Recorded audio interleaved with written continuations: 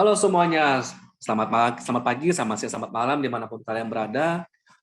Kali ini gue Randy Fudo akan membacakan untuk profil astrologi secara umum untuk salah satu member Blackpink, dan kali ini yang kita sorot terlebih dahulu adalah Kim Jisoo. Kim Jisoo, satu member dari Blackpink, di mana para blinks-nya, para fans-nya selalu ketika ini direkam ya, selalu bilang yang lainnya sudah punya lagu solo, tapi Jisoo masih dalam proses kok masih belum dibuatin lagu solonya segala macam. Nah, mumpung masih belum meluncur ya, sekarang kita membacakan dulu yang Jisoo terlebih dahulu. Jisoo-nya sendiri itu memang meskipun terbilang soal single lagu itu agak telat, tapi ya dia sudah memerankan di beberapa film, sempat jadi di TV series juga beberapa kali jadi cameo, kemudian juga ya untuk menjadi MC juga seingat gue juga pernah. Jadi mestinya sih agak seimbang sih, tapi ya baik lagi ya kita nggak tahu lah bintangnya seperti apa.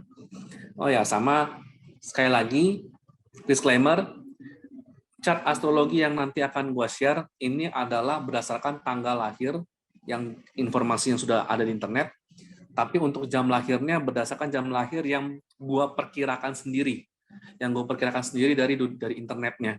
Kenapa? Kita tahu kalau di Asia untuk yang jam lahir seseorang seringkali itu informasi yang sangat privasi, yang sangat dirahasiakan karena satu dan lain hal.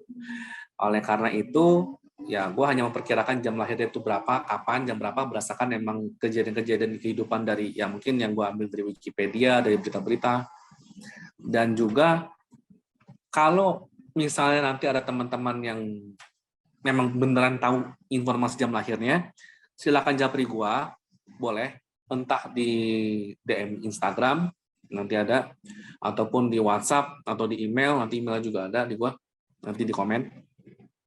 Kalau ternyata jamnya sama, mirip-mirip, ya thanks atas klarifikasinya dan konfirmasinya. Tapi kalau ternyata jamnya berbeda dibandingkan yang gue perkirakan, ya berarti gue nanti akan post lagi video versi update-annya, gitu ya. Oke, sekarang kita mulai ngebahas tentang Kim Jisoo-nya sendiri seperti apa. Oke, this is Kim Jisoo. Jisoo sendiri, kalau kita lihat ini adalah chartnya. Chartnya kalau kita menggunakan astrologi secara biasa, seperti biasa kita melihat dari 3 kepribadian, yaitu kepribadian ascendant atau rising sign, sun sign, dan moon sign. Where is the moon? Oke, ini moonnya. Gitu ya. Sun sign berarti apa yang terlihat secara umum, apa yang terlihat di depan mata publik. Berarti kalau sun sign-nya di Cancer, artinya secara umum Kim Jisoo ini terlihat di publik ini yang layaknya orang-orang yang sangat suka ini. Dia ini orientasi ke rumah.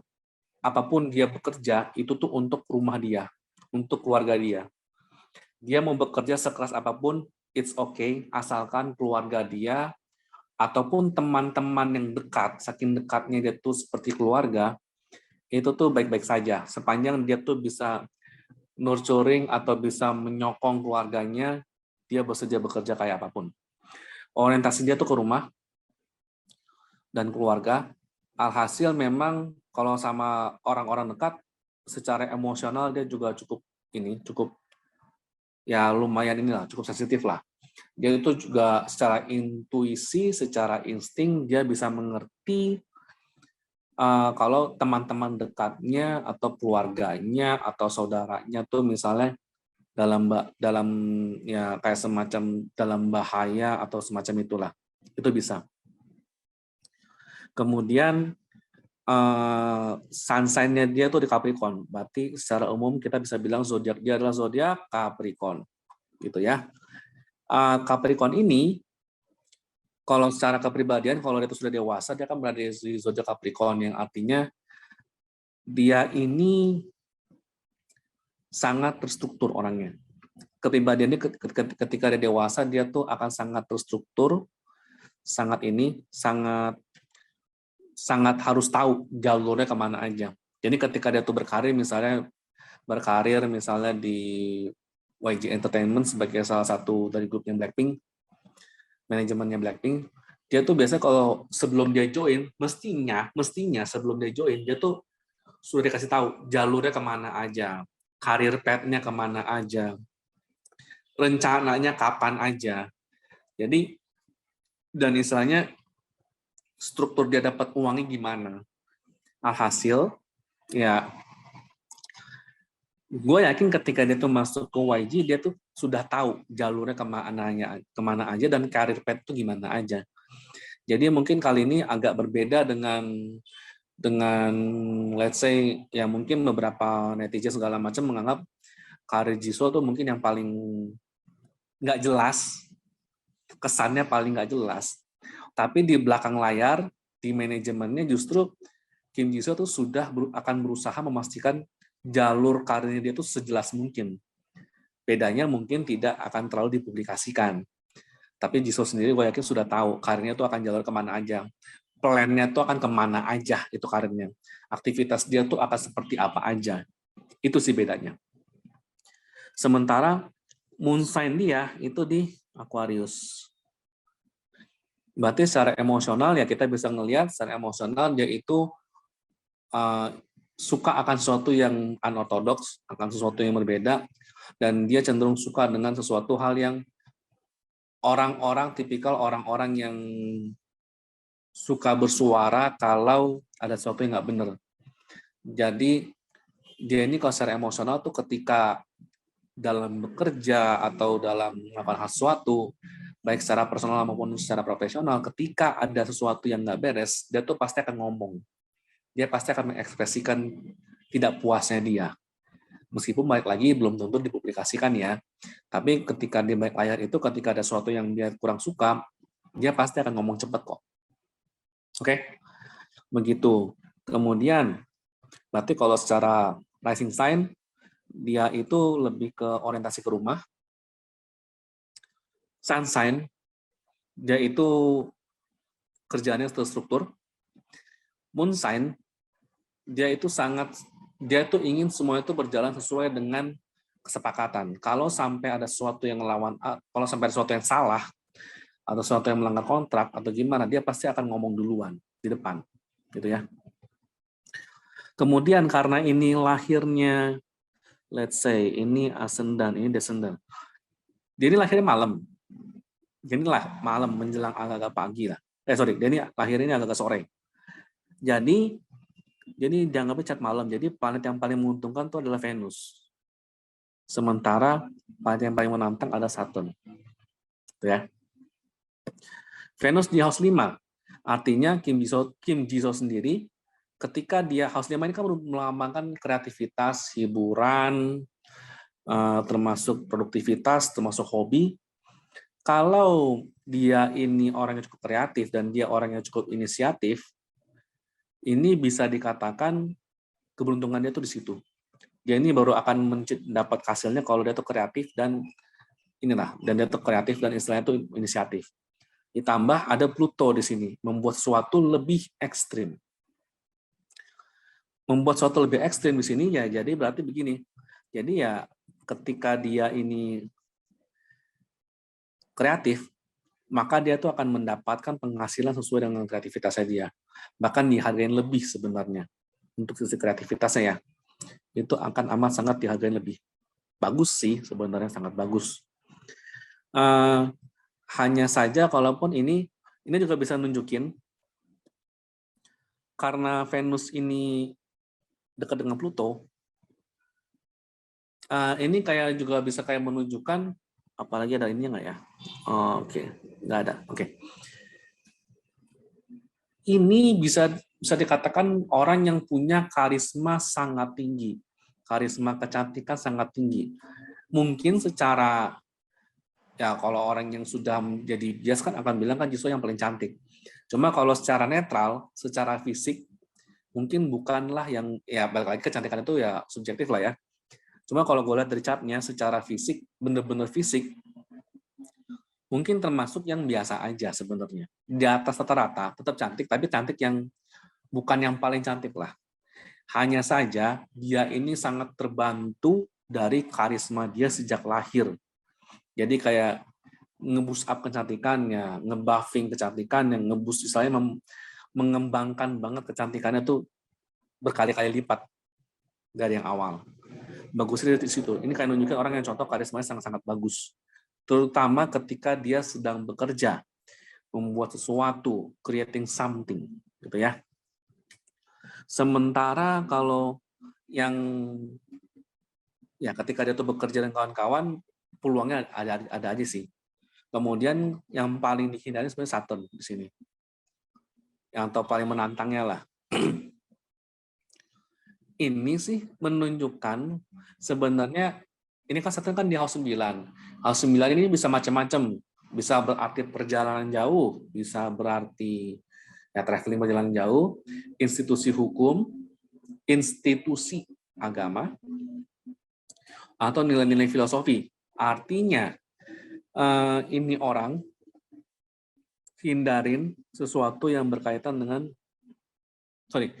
intinya tuh kalau ketika dia tuh traveling atau gimana, emang sangat dianjurkan untuk sangat berhati-hati untuk yang traveling. Untuk sangat berhati-hati, hindari untuk terlalu ceroboh untuk ketika dia tuh traveling.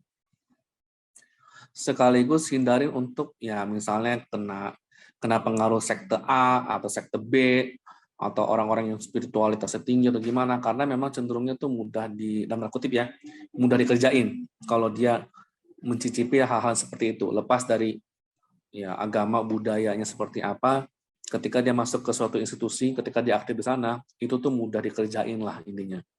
Itu ya.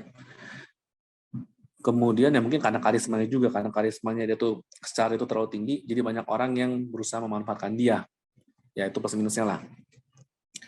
Kemudian untuk soal karir, dia ini kan kita titik MC-nya. Dia tuh di Aries. Untuk dia tuh di Blackpink sebenarnya itu sudah oke. Cuma memang di sini tuh kayak menunjukkan dia ini kalau karir akan lebih bagus kalau dia lebih proaktif lagi, lebih maju lagi. Jadi tidak hanya sekadar pasrah dengan dalam tanda kutip ya, kalaupun memang boleh rekomendasi, tidak hanya sekedar pasrah untuk apa yang manajemen berikan ke dia, tapi kalau dia juga aktif memberikan masukan dan memberikan ya semacam ngempropos dia tuh pengen melakukan apa di karirnya ke manajemen, mestinya sih dia tuh akan lebih bagus daripada sekarang, mestinya. Balik lagi ya. Aries di House 10 tuh untuk lebih menekankan untuk suatu tuh untuk lebih proaktif dalam mengajukan ide, mengajukan proposal, karya, dan semacamnya. Begitu. Kemudian begini, kalau di sini kayak menunjukkan dia juga kalau ditanya dia tuh dapat calon pasangan yang seperti apa atau gimana, ini bukan berarti dia itu, ini kan kita lihat house 7 itu di Capricorn. Ini bukan berarti dia akan mendapat cowok yang sudah Capricorn, bukan seperti itu, tapi lebih menekankan dia cenderung akan mendapat pasangan orang yang korporat juga. Tipikal orang yang korporat, terstruktur, apa-apa tuh ada jalurnya, ada caranya, sesuai dengan SOP yang diberlakukan. Intinya sih begitu. Ketika orang itu melakukan sesuatu sesuai dengan SOP-nya, sesuai dengan ininya, mestinya sih ya jodohnya tuh mestinya sih oke, gitu ya. Cuma mungkin dibandingkan member-member yang lain, dia ini adalah contoh orang yang ketika ada pasangan, entah gimana pasangannya, cenderung pasangan yang mungkin bukan yang paling romantis, gitu ya. Karena Capricorn itu adalah zodiak yang paling tidak romantis dalam soal relationship, terutama soal romantis. Dia lebih menekankan sisi praktisnya, berbicara melalui tindakan. Ini seperti itu, berbicara melalui tindakan. Karena berbicara melalui tindakan ya udah, jadinya kesannya memang kurang romantis, tapi ya tiba-tiba diajak makan, atau tiba-tiba diajak traveling, atau tiba-tiba diajak kemana. Jadi rasa sayang yang diwujudkan melalui tindakan, gitu ya. Rasa sayang yang diwujudkan melalui tindakan. Kemudian dari situ juga ada lagi yang namanya, ini untuk yang relasi, cenderungnya itu dapat cowok yang cenderung ya semuanya tuh serba SOP, serba ada alurnya gimana-gimana. Kalau soal karirnya dia, kalau ditanya apakah dia sebenarnya sempat ada pertanyaan, apakah dia sebenarnya lebih baik di musik atau di acting segala macam. Jujur sih kalau di sini ujung-ujungnya apapun dia kerjakan itu oke. Cuma jadinya gini, dia ini kayak tipikal dia cobain aja lakuin apapun semua yang dia tuh bisa lakuin. Kalau berhasil ya syukur. Kalau ternyata tidak berhasil ya dia tuh akan coba cari yang lain. Gitu. Jadi gitu ya. Jadi kalau berhasil ya syukur, enggak itu ya coba cari yang bidang yang lain lagi. Kalau berhasil ya syukur, kalau enggak ya coba cari bidang yang lain lagi. Ya jadinya tuh kayak begitulah jadinya lah. Dan kemudian intinya sih dia tuh akan melakukan semua hal yang bisa dia lakukan dan dia akan ngelihat kalau ternyata berhasil dia terusin, kalau kurang ya udah dia move on. Jadi dia tuh berhasil mau mencoba apapun lah. Jisoo sendiri berasal dari keluarga dengan background yang sangat harmonis, mestinya sangat harmonis. Sangat harmonis ini dalam artian ya orangnya cenderung kalau soal orang tua ya udahlah, yang penting ada ini ya, nggak ribut lah. Yang penting yang kemungkinan besar berasal dari keluarga yang jarang konflik, jarang ribut. Kalaupun ribut ya kebanyakan dipendam, jadi tidak terlalu dipublikasikan dan tidak terlalu diekspresikan kalau emang sampai benar ribut ya. Hanya saja dengan chart house 4, hanya saja dengan house 4 yang tidak ada planet, house 10 tidak ada planet juga, aku bisa ngomong kemungkinan besar selama dia tumbuh dari kecil menjadi dewasa, mayoritas usianya di usia pertumbuhan tersebut, mayoritas dia tuh bukan dekat sama orang tuanya. Dia mungkin dekat dengan kakek neneknya, dengan saudara dari orang tua, atau dari orang lain, atau lebih dekat sama orang lain lah ketimbang sama orang tuanya. Jadi ketika tidak ada planet di house 4 dan house 10, kemungkinan besar mungkin figur orang tuanya masih ada. Mungkin orang tuanya masih ada secara hidup ya. Tapi apakah mereka itu memberikan kontribusi terhadap pendidikan atau nilai-nilai dasar selama Jisoo tumbuh? Kalau di sini sih nggak terlalu gede kontribusinya, nggak gede lah kontribusinya lah. Jadi seakan-akan itu figur orang tuanya tuh berkurang lah, dia sih begitu. Figur orang tuanya bukan yang dominan, gitu ya. Entah dia lebih dekat sama orang lain bagaimana ketika dia beranjak dewasa. Ini seperti itu. Kemudian apa lagi ya? Oh ya, di house 8 ini ada Moon sama Uranus. Oke. Sorry, ada Moon doang di house 8. Berarti kita tuh bisa ngomong ada Moon di Aquarius di house 8. Berarti kita bisa ngomong untuk investasi mungkin secara intuisi dia sudah bagus. Jadi selain income dari kerjaan umumnya dia, kerjaan utamanya sebagai member Blackpink, jadi aktif dan kawan-kawan, bisa juga untuk investasi kalau dia mau. Investasi atau investasi suatu benda fisik kalau dia mau ya. Kemudian dari situ palingan yang agak ini sih. Palingan yang agak produser itu sebenarnya terakhir tuh adalah dia tuh banyak stellium di Capricorn. Yaitu ada beberapa planet nih, ada Uranus, Mercury, Neptune, sama Sun di Capricorn. Yang artinya secara energi, secara fokus, secara perhatian dia tuh memang lebih ke relationship dalam artian entah relasi dalam artian bisnis atau relasi dalam artian romantik, gitu ya. Relasi dalam artian luas lah intinya. Nah dari sini ini kita bisa tahu kalau memang kondisi yang terjadi adalah dia berusaha agar semuanya sesuai dengan SOP kalau dia tuh punya relasi. Entah di bisnis, entah di romantik, dia tuh pengen semuanya tuh ada SOP-nya. Hanya saja kondisi di lapangan, apalagi ada Uranus, ada Mercury, ada Neptune, ada Sun di Capricorn, ini bisa nunjukin kondisi di lapangan sangat berbeda jauh ketika dia menjalankan kerjaannya atau dia menjalankan segala bentuk kerjasamanya. Kenapa? Karena ada Uranus dan Neptune ini. Jadi dia tuh terbiasa semuanya tuh sesuai rencana. Tapi entah kenapa ketika dia menjalankan kerjasamanya di lapangan itu selalu banyak hal di luar dugaan.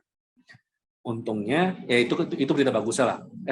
Itu berita buruknya. Banyak hal di luar dugaan yang selalu terjadi ketika dia sedang bekerja. Berita bagusnya, dia sudah terbiasa menghadapi hal-hal di luar dugaan itu. Ya, konteksnya sesuai dengan SOP aja, masih banyak hal di luar dugaan, apalagi kalau nggak sesuai dengan SOP gitu. Gitu sih. Jadi kalau kita rekap ya, dia itu punya orientasi ke rumah, orientasinya itu ke rumah, untuk keluarga, untuk penghasilan itu untuk keluarga. Kemudian dia tuh sangat suka dan sangat mungkin agak terobsesi dengan mencari rekan kerjasama, either romantik atau dalam artian inilah bisnis juga boleh. Untuk soal kerjasama dia tuh sangat inilah. Dia tuh sangat suka mencari partner kerjasama, business wise. Kemudian dia juga ada ketertarikan dengan investasi. Intuisi dia tuh di sana. Kalau karir, sepanjang dia itu punya inisiatif dan mengajukan inisiatifnya, ya mesti sih fine. Mesti sih tidak ada masalah apa-apa. Semuanya fine aja. Sepanjang dia tuh lebih inisiatif dan ya tidak pasif menunggu apa yang manajemen suruh. Sama dia punya karisma yang sangat tinggi karena ada Venus konjang dengan Pluto di house 5 di Scorpio. Ya, mungkin ini juga lah penyebab kenapa dia ini selalu dibilang visual yang sesuai dengan quote-unquote standar Korea. Karena memang secara karisma dia termasuk tinggi sih di sini. Gitu ya. Sama kemungkinan besar ya dia ini ada tipikal orang yang figurnya itu ketika dia dalam proses perkembangannya mungkin mayoritas agak sedikit miss atau sedikit figur orang tua tuh kurang terlalu berperan. Gitu ya. Ini bukan ngejudging, tapi memang ada beberapa orang seperti itu. Ya, sekian untuk yang Giso kali ini. Semoga teman-teman pada suka. Kalau memang kritik, saran, masukan diterima dengan tangan terbuka. Ingat untuk like, komen, share, subscribe. Gue Andi Fudo. Thank you semuanya.